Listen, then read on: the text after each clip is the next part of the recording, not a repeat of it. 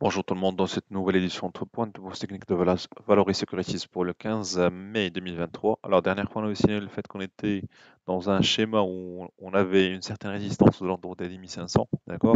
On avait aussi une petite correction qui s'est manifestée aux alentours des 10 530, qui a poussé l'indice à revenir vers le niveau des 10 400.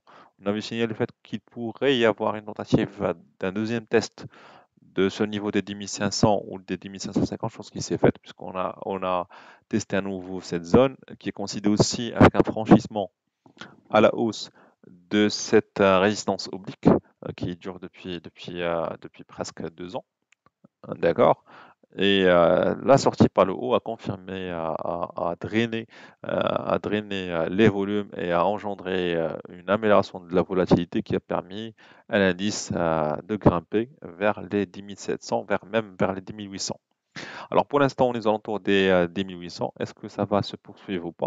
Donc, je dirais que compte tenu de la phase long terme de cette résistance, il pourrait y avoir une poursuite effectivement sans frein temporaire. D'accord?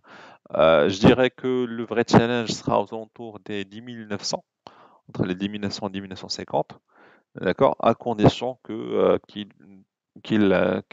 certaines valeurs ou certaines grosses capitalisations en particulier puissent assurer une poursuite de leur tendance durant le début de cette semaine. Alors, je prendrai par exemple le cas de Marc Telecom. Alors, pour Marc Telecom, on avait signalé la dernière fois qu'on avait une sorte de formation d'une divergence haussière qui devait normalement être confirmée par des clôtures au-dessus de cette moyenne mobile courte avec volume. Chose qui s'est faite ici et qui a permis une envolée du titre à Marc Telecom pour atteindre le niveau des 85. Alors sur 85, on est sur une ancienne résistance, sur un ancien support devenu résistance.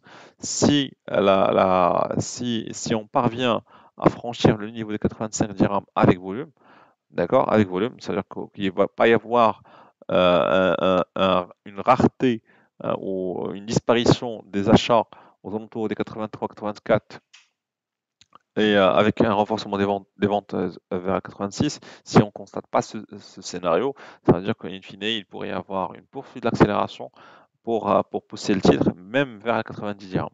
Si on parvient à atteindre ce niveau, alors là, on pourrait parler d'un nouveau changement de cap de Marc Télécom qui pourrait peut-être induire en premier lieu un pullback puis une poursuite haussière. A contrario, si on constate à nouveau l'apparition des vendeurs sur cette zone, ça veut dire que cette période n'a pas permis encore à estomper l'ensemble des ventes. Donc il pourrait y avoir quelques ventes qui pourraient aussi impacter l'indice MASI. Alors, pour d'autres valeurs, pour Tijari, on avait signé à maintes reprises cette zone des 400 dirhams qui a joué son rôle de support, voire même de résistance des fois. D'accord? Alors, pour l'instant, effectivement, on a capté pas mal d'échanges ici, sans pour autant que le volume puisse atteindre des niveaux significatifs. D'accord? Donc, ce qui explique un peu la durabilité de cette léthargie aux alentours des 400 dirhams. Pour l'instant, après avoir constaté cette accélération haussière sur le Masi, on a constaté aussi un regain d'intérêt pour un franchissement des 400 dirhams. D'accord? Pour atteindre les 408, sauf qu'on n'a pas encore pu atteindre ou avoir une clôture claire au-dessus des 406, 408. D'accord? Donc, une sortie par le haut ou un changement de paradigme n'est pas pour l'instant confirmé. Il pourrait y avoir quelques pullbacks sur Tijeri et qui pourrait aussi être une occasion pour empiler pour des gens qui n'ont pas encore ramassé assez de titres à Tijeri pendant cette période. Donc, je dirais que le scénario le plus probable sera un retour vers les 400-405. Bon, on est sur 405, entre 400 et 405, suivi d'une accélération haussière si ça se confirme à travers Banque Télécom. Alors, pour d'autres valeurs, pour la Farge, on a signé la dernière fois qu'on était dans cette forme de bisou, d'accord? On attendait à ce qu'il puisse y avoir un franchissement par le haut, La dernière fois, on avait parlé d'une cible vers les 1500-1550, chose qui s'est faite. Maintenant, on a franchi les 1550. Alors, le prochain challenge sera aux alentours, sera cette zone entre les 1600 et 1659. C'est là où il pourrait y avoir des ventes sur la valeur Lafarge. Si on parvient même à assurer une accélération ici entre les 1550 et les 1640, je dirais même qu'on pourrait facilement consolider sur cette zone pour pouvoir postuler à d'autres niveaux plus intéressants. A contrario, si on ne parvient pas à accélérer, à poursuivre ce niveau d'accélération vers les 1600, je dirais qu'il pourrait y avoir un pullback vers les 1540.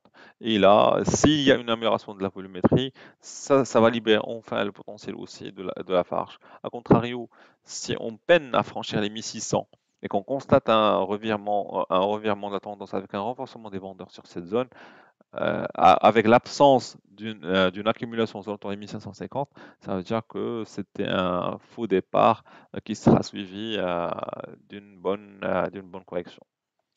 Alors, pour CH, CH, c'est une des valeurs qu'on avait signalées la dernière fois. D'accord? Ouais, effectivement, la valeur a bénéficié de cette vague haussière sur le marché pour pouvoir postuler et atteindre les 330. Donc, ce qui confirme un peu notre analyse. Pour l'instant, je dirais qu'il pourrait y avoir une poursuite haussière sur cette valeur, avec une première cible aux alentours des 300-340. D'accord? Et je pense que c'est de là, entre les 335 et 340, où il pourrait y avoir un retournement des vendeurs.